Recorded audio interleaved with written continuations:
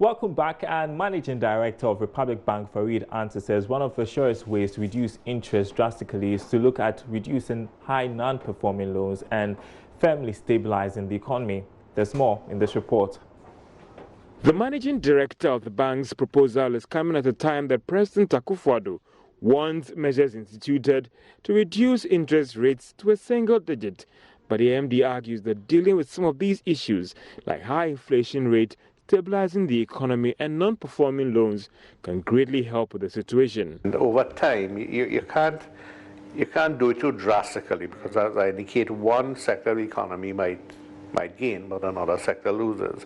So if you're the depositor, you're getting 8 or 9% on your savings, or 6% on your savings, and 14% on your fixed deposit, and that immediately drops. But inflation doesn't drop, then you're going to lose value. Then people might want to hedge their funds and hold US dollars, which they see as more stable. So it needs to be a balancing act. You keep that confidence in the system. So the balance, you have to balance the gainers and the losers, so that it's not dramatic on the system. Mr. Anta was speaking to Joy Business after posting some significant jump in its profits the first half of this year, reaching 39 million Ghana cedis. It also shows that an improvement in most areas of the bank's operations. He's also been talking about the selection of the bank for government's new housing program. It has started. We actually launched our package and promotion last week. Before that, there was a lot of groundwork, because we met with the authorities, we agreed the approach, the standards that are required, and we also met with some of our partner developers, where we want to try and match them with interested parties. So it's very active. It's funded already. We received the funds from the government. We have matched with our funds. We have packaged the product. It's, as I indicated, is in the market. And we have, for the first week, I think we have quite a significant level of interest, over 80 to maybe 100 inquiries. And we want to take those on board, that we could actually take them to booking.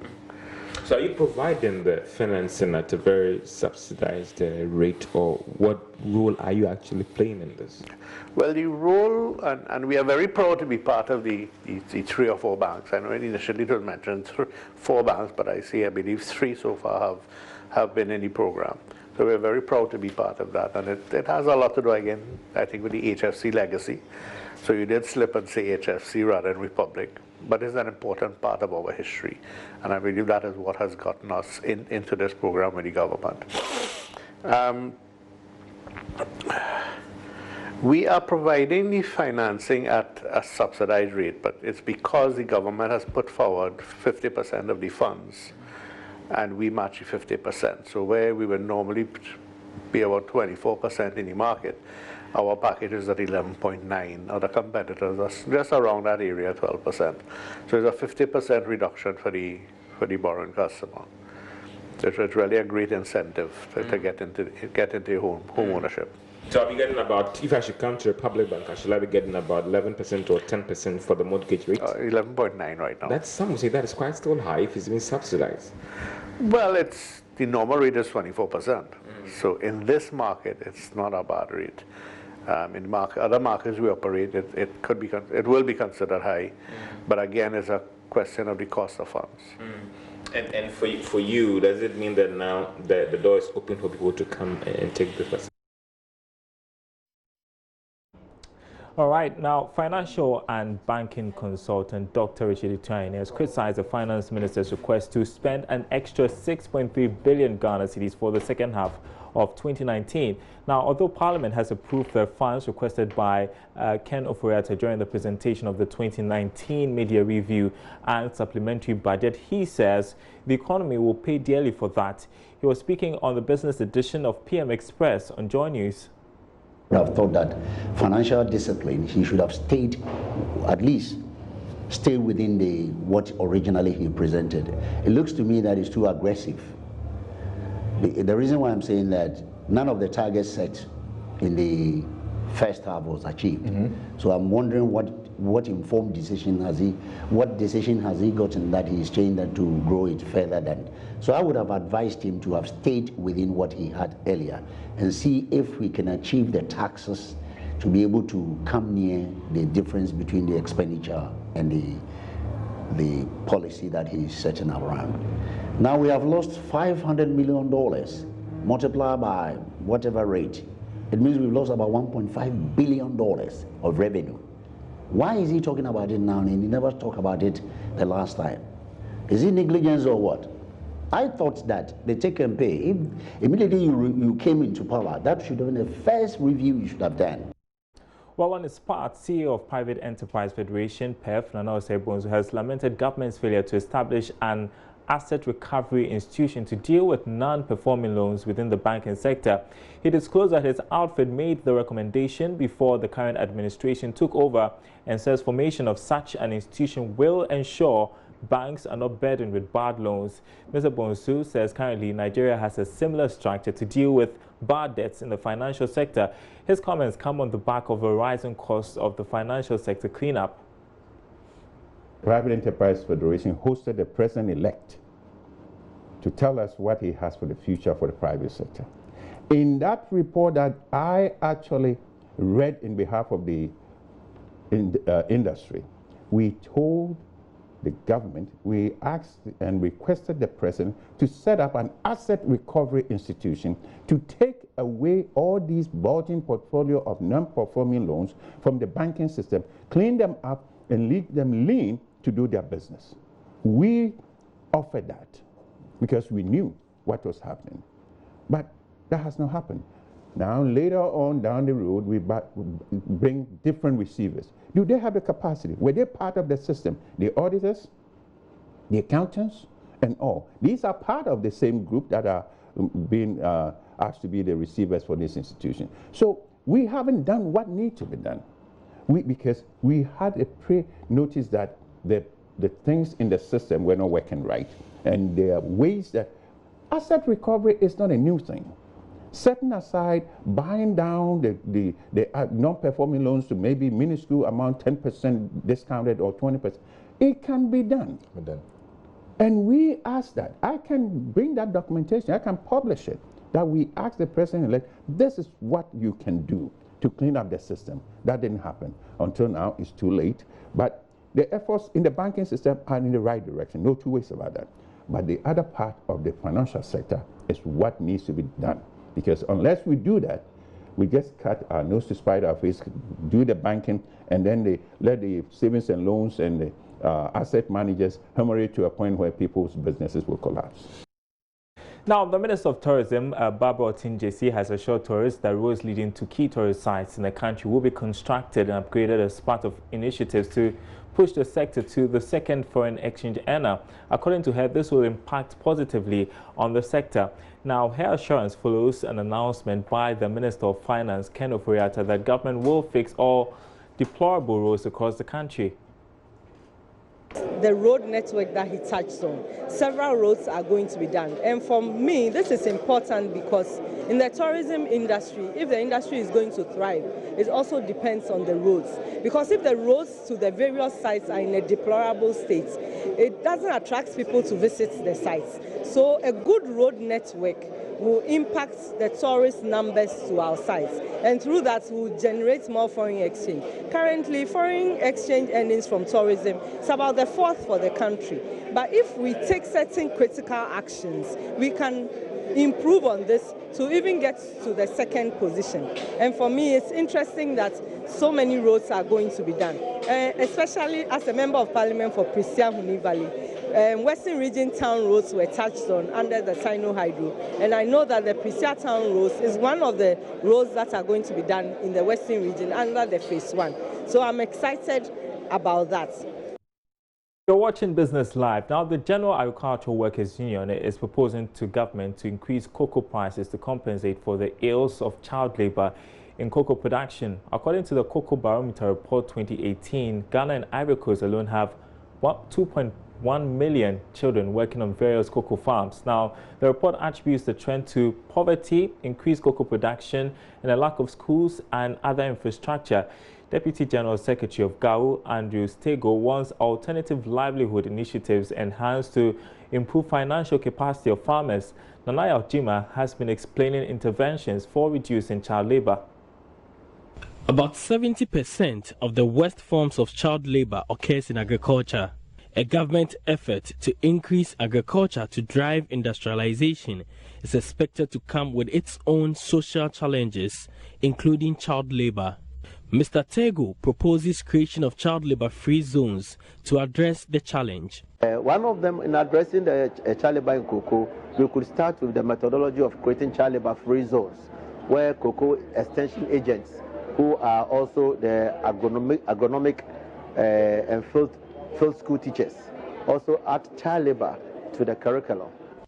Mr. Tego believes providing alternative funding option for farmers in addition to increased cocoa prices is relevant in alleviating poverty among farmers. Cocoa farmers have always said that it is about income to pay for labor. So whilst we are advocating for increase in global prices, we are also doing what we call alternative livelihoods at the community level. So our job, we bring the cocoa farmers together 1 week or 2 weeks, take them through how the processes of doing the soap with using cocoa byproduct. We work with the Cocoa Research Institute of Ghana and they train our farmers. Meanwhile, cocoa buying company Kweapa Cocoa agrees with a proposal from GAU. Compliance supervisor in charge of child labor, Evans Opoku-Mensah, says children still have roles to play in cocoa production. Parents can do the hazardous activities as well as the children doing the permissible one. You can't do production without the children. If you do that, you're not being fair to them because they have to grow up to become responsible adults. Whatever you are doing, they should be involved in. Children involved in cocoa farming are not only losing out on education, but their physical growth is also stifled. Negative effects on children have seen industry players take actions to reverse the trend.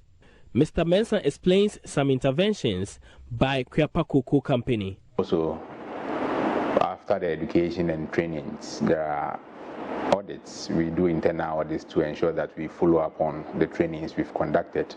In a situation where we identify cases of child labor, that is where we go in with our remediation, just to withdraw the child from child labor. And with that one, if, for instance, the child is of school-going age, we make sure that we send the child back to school. Those who are from 15 years, 16, 17, they are not up to 18 years yet. For them, if they can't go back to school, we also put them in skill acquisition training. Nanaya Ojima bringing us that report. To other news now, stakeholders in the power sector have been advised to depoliticize the operations and affairs of the sector to ensure maximum efficiency is achieved. Managing partner and co-founder of Arthur Energy Advisors, Jabesh Misa Arthur, says politicians should refrain from taking credit for strikes recorded in the power sector. He spoke to Inshira Ado in a new episode of the Executive Lounge, which airs this weekend. In all humility, I think that there are certain sectors of the economy that, if it's possible, we should take away from facing the political cycles. And power is one. Because that service is required by all of us, and we require it to be delivered in a way that is the best, without political color.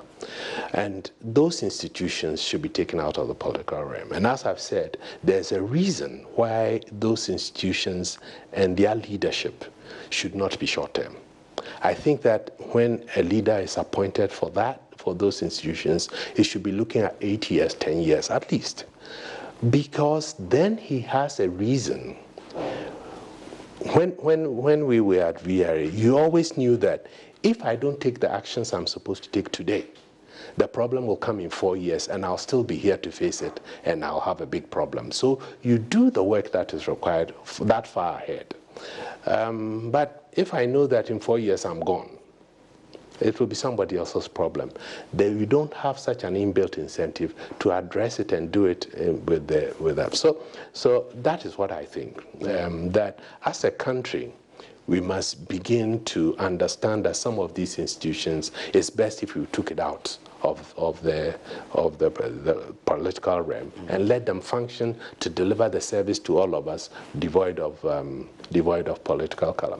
But But it is not, let's not say that, I'm not blaming the politicians for it. Yeah. I'm blaming we the citizens.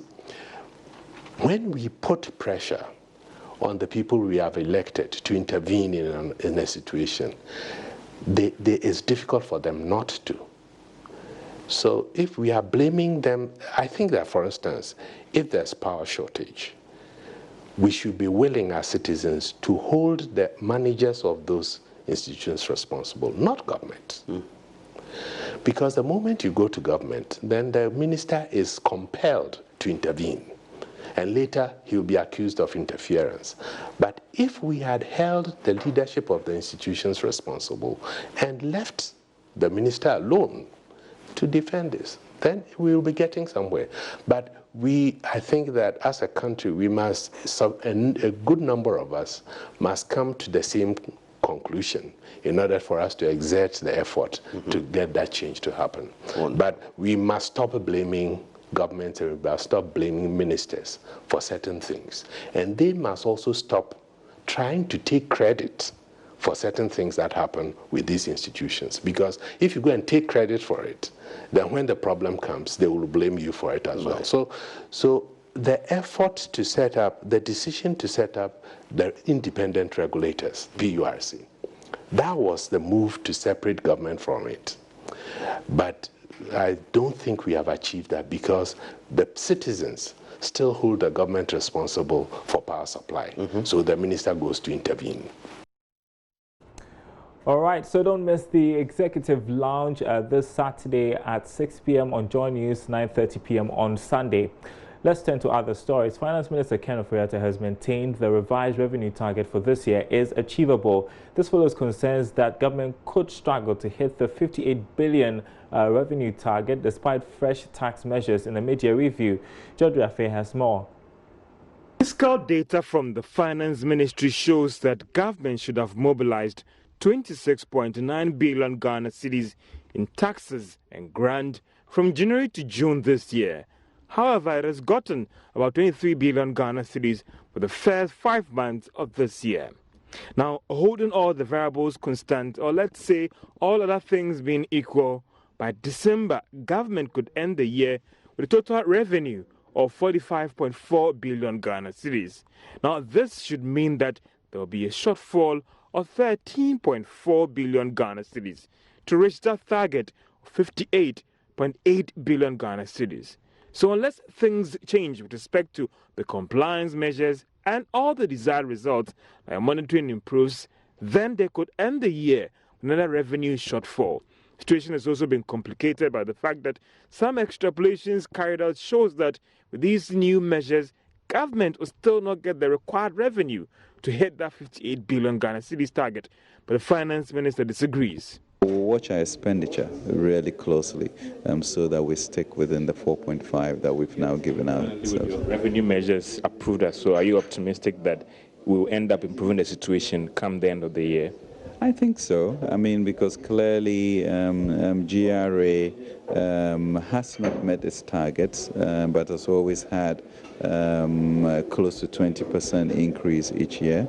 We have changed the leadership, and we are changing some of the other senior personnel to really encourage performance culture in that place. I'm optimistic that with the focus that we are putting on them, that GRA will be able to deliver. For many, they are worried about the shortfall in revenue because of its impact on some critical projects and the budget deficit. Now, in a separate development, the finance minister says he would use his chairmanship of the Africa Caucus of the IMF World Bank to push for some favorable policies and programs for the region and Ghana. He was speaking to Joy Business on the sidelines of the ongoing Africa Caucus meeting in Accra. Ken Ofori-Atta says the conversation must start now. Well, I think you notice that the World Bank position has been a little bit more competitive. I know former Minister Ngozi, was clearly seen to be someone who could represent us The Americans traditionally have gotten that seat, and they continue to at the World Bank. So that is what occurred. Currently, with Lagarde's resignation from there, he leaves the position open. IMF has also traditionally been an European seat. So we need to begin sort of the dialogue as to where to go. But at least for the first time in the fund and the bank's history, both chairs of the World Bank Development Committee and the IMF Committee, South Africa and Ghana, are heading it. So small strides are being made. We need to push for some more for the future. Do you think that it will be realized very soon in terms of getting there, maybe somebody even from Ghana get into these positions when the push for the laws are reviewed to open it up for developing countries? A similar thing happened in UN, and we saw Kofi Annan. Yeah, I mean, I'm not sure that the IMF has a law which restricts it to the Europeans. So clearly, in the same vein in which it was a surprise for the world and ourselves that Kofi Annan made it, is the same way in which if we continue with this trajectory of a stronger, more confident Africa, I think we'll break through that. The minister was recently selected to lead one of the largest blocks on the IMF World Bank. The caucus is made up of finance and governors of central banks from Africa. Now, the Ghana Civil Aviation Authority is giving assurances it has engaged airlines as well as intensified checks at the airports as a means to prevent Ebola in Ghana. This comes on the back of an Ebola outbreak in parts of the Democratic Republic of Congo and Rwanda. Deputy Director General of the Ghana Civil Aviation Authority, Engineer Simon Alute, assures no cases have been reported at the Kotoka International Airport and that preventive measures are in place. In July this year, the World Health Organization declared the Ebola virus disease outbreak in the Democratic Republic of Congo a public health emergency of international concern. So far, a case has been confirmed in Goma, a city on the border with Rwanda. Subsequently, Rwanda has closed its border with Congo on Thursday in response to the deadly Ebola outbreak. This development has raised questions about safety at Ghana's entry points. Director General of the Ghana Civil Aviation Authority, Engineer Simon Alute, has assured the best safety protocols were being followed at the airports.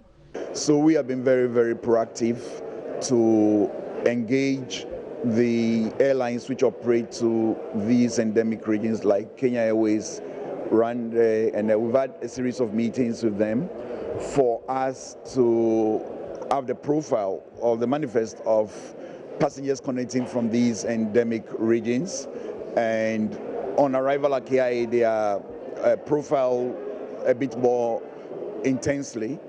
And as you know, at the airport we also have a means of determining the temperature of all passengers arriving, through a sort of remotely operated thermometer system.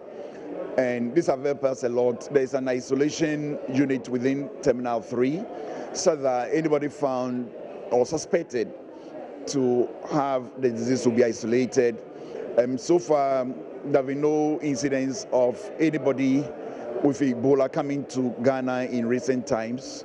And we've really stepped up the profiling measures for passengers coming from the endemic regions. The current Ebola outbreak, the second largest in history, started in August 2018 and is affecting 2 provinces in the DRC. For Joy Business, Sheila Tamaklo reporting. And that's Business Live tonight. Thanks for watching. There is more news on our website, myjoyonline.com/business. My name is Darryl Kwao. Have a good weekend.